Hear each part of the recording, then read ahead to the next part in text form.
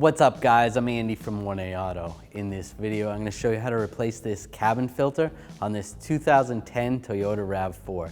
If you need this part or other parts for your vehicle, click the link in the description and head over to 1aauto.com. Open the glove box. There's little pins that come out of the glove box right here. I'm going to use a trim tool, pry these out on both sides.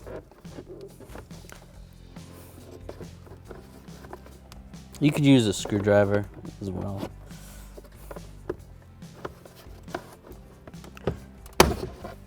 Pry that out. And then this basically slows the glove box down when you're opening it up. It's like a shock. I'm just going to take some needle nose pliers, just squeeze right here. Then take my trim tool and just pop it off like that.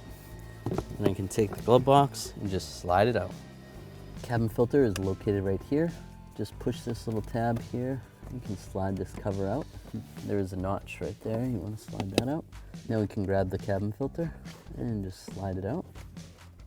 Just like that. Here's the old part. Here's the new cabin filter from 1aauto.com. It's got the same shape. It's the same size. Has the same pleats.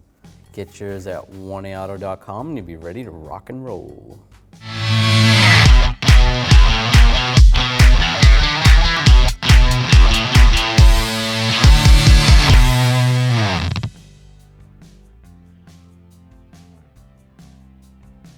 So on the filter, it actually shows which way you want the airflow to come.